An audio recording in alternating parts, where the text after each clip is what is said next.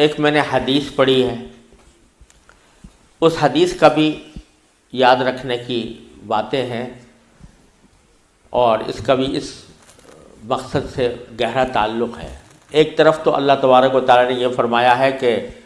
اپنی اولاد کو اگر تم نے آگ سے نہ بچایا خود تو تمہاری پکڑ ہوگی، لیکن اگر تم نے صحیح تربیت کر دی اولاد کی اور اس کو صحیح تعلیم دے دی،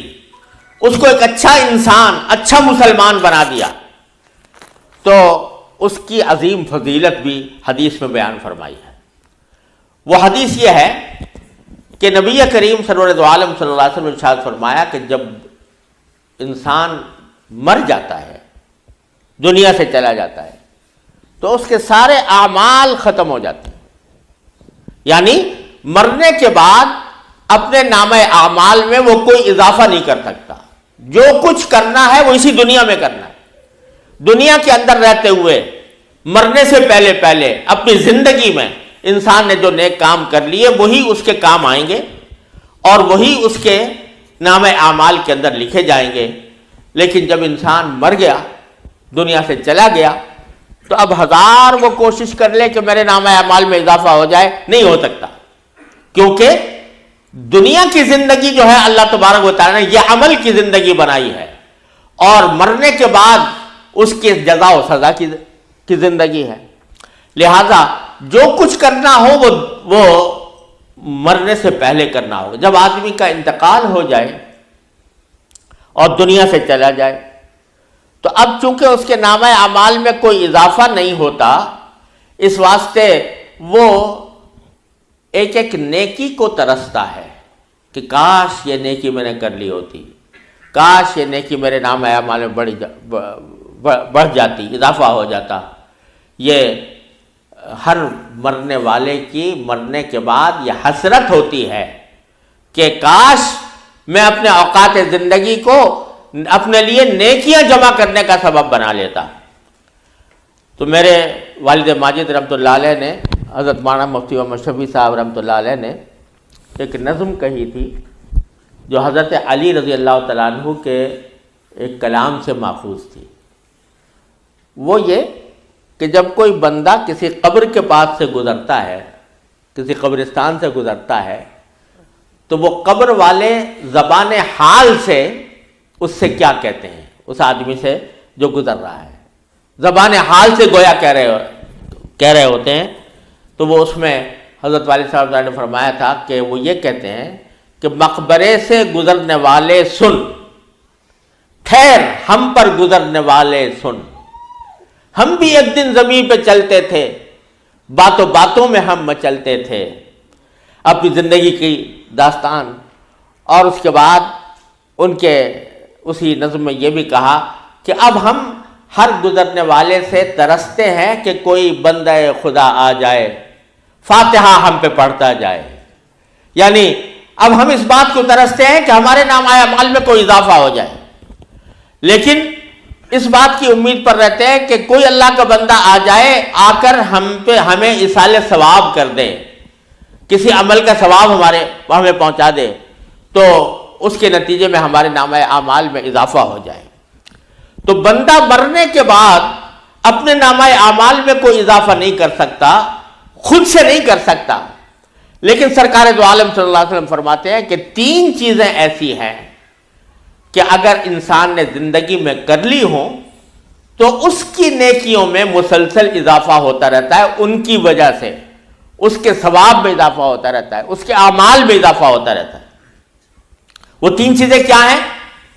فرمایا ایک صدقۃ جاریہ، کوئی صدقہ جاریہ کسی نے کوئی اپنی زندگی میں چھوڑ کر گیا، مثلا یہ کہ کسی نے مسجد تعمیر کر دی، کسی نے کوئی تعلیم گاہ بنا دی، کوئی ہسپتال بنا دیا، کوئی شفا خانہ بنا دیا، مسافروں کے واسطے کوئی مسافر خانہ بنا دیا، مسافروں کے واسطے کوئی کنواں کھود دیا، اسے پانی کا انتظام کر دیا، کوئی ایسا عمل کہ جس کا فائدہ اس کے مرنے کے بعد لوگ دیر تک اٹھاتے رہیں، تو جب تک اس سے فائدہ لوگ اٹھاتے رہیں گے اس کے نام اعمال میں اس کا اضافہ ہوتا رہے گا۔ فرض کیجئے کہ کسی نے مسجد بنوا دی، تو مسجد کے بننے کے نتیجے میں جب تک نمازی اس میں نماز پڑھیں گے ان کی نمازوں کا ثواب اس مسجد کے بنانے والے کو پہنچتا رہے گا۔ کسی نے کوئی تعلیمی ادارہ قائم کر دیا، جب تک لوگ اس میں تعلیم حاصل کریں گے اس کے مرنے اس شخص کو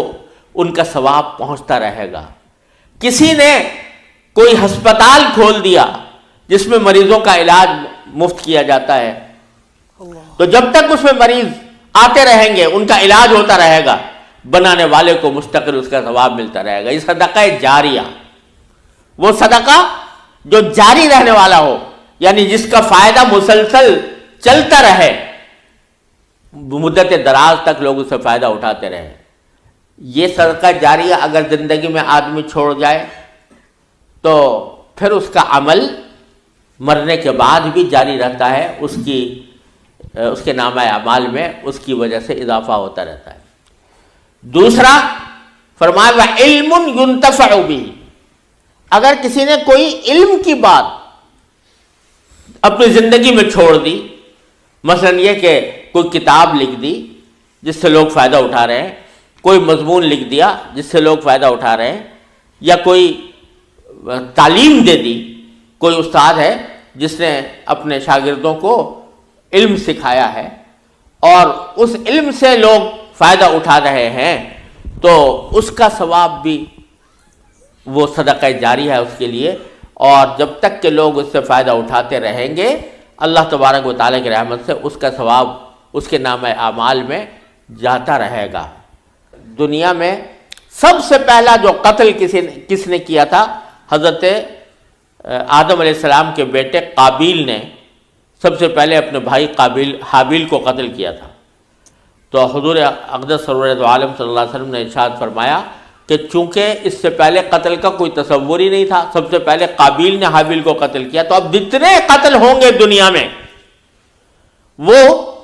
قابیل کے نام اعمال میں لکھے جائیں گے کہ اس نے ایک ایسا طریقہ جاری کر دیا جو حرام کا گناہ کا طریقہ تھا۔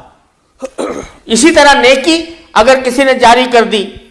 من سن سنتا حسنتا فلہ اجرها واجر من عمل بها او کما قال صلی اللہ علیہ وسلم، کوئی آدمی کوئی اچھا طریقہ جاری کر دے، کوئی سنت حسنہ جاری کر دے، تو جب تک لوگ اس پر عمل کرتے رہیں گے، پہلی مرتبہ جس نے عمل کیا تھا اس کو بھی اس کا اجر و ثواب ملتا رہے گا۔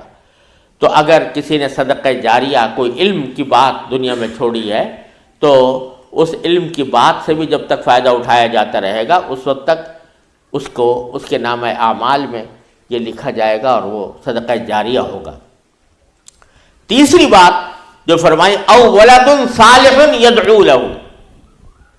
کوئی آدمی ایسا نیک اولاد چھوڑ کر گیا کہ جو مرنے کے بعد بھی اس کے لیے دعا کرتی ہے۔